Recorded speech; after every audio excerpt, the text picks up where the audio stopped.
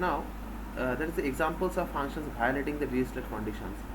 That is an example of the condition, and that is another example of the condition. It's 1 by t type of signal, and that is sine twice pi by t type of signal, and that is another signal of this kind of staircase type of wave.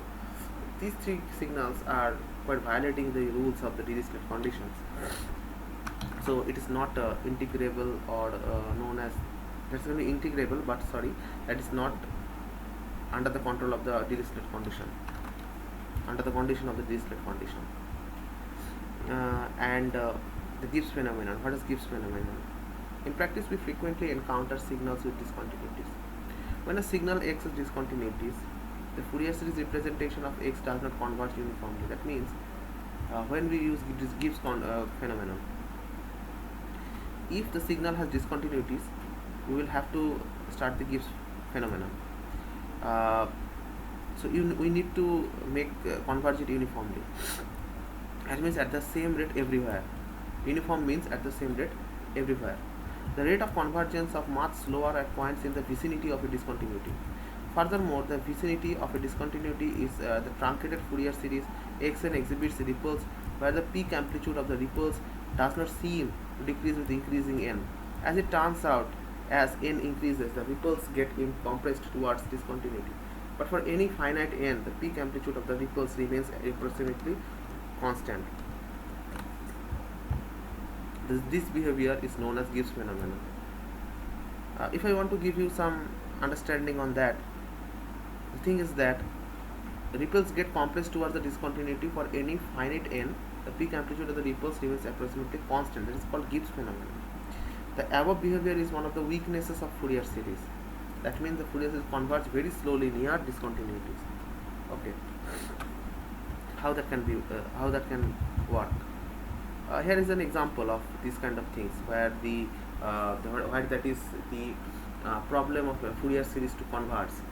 So, as you can see, that is a square wave that we just determined as square wave. Square wave is very continuous wave, but square wave, and this is the real wave. This is the real wave with the harmonics. That is the third harmonic component truncated after the third harmonic component. What is truncated? What does it mean, truncation? Truncation means to cut it off. There are some ripples around the signal. What are the ripples? Is the function is a true square function? No, that's not a square function. There are some ripples out of there. What ripples? There are three ripples.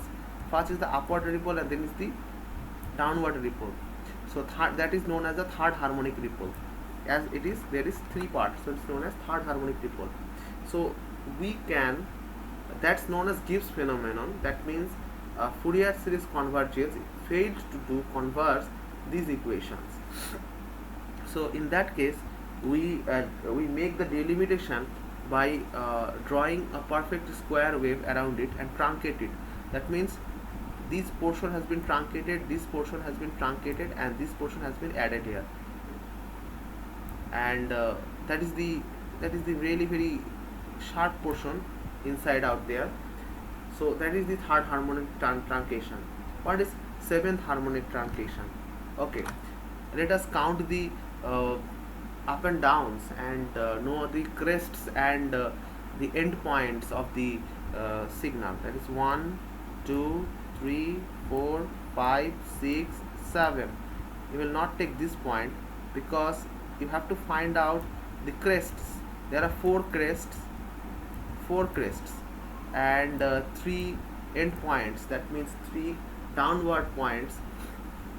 So these crests that are up on the part, so when we truncate it, we just cut it off and adding the 3 downward ones into it. So this truncation is needed to converge when we converge this signal. Fourier series truncated after the 11th harmonic component. As you can see here, 11th harmonic components, 1, 2, 3, 4, 5, 6, 7, 8, 9, 10 and 11. So there are 11 ripples. So these 11 ripples has been truncated here. when there has been 101th harmonic 101th harmonic components, that is quite even on the square wave. As you can see, when the frequency and the harmonic parts gets higher, so the error functions gets lower. That means when we want to find out the error, so we have to make the n tends to infinity to find out the error tends to 0. That is one kind of Gibbs phenomenon. So thank you very much for being with me in that series of lecture.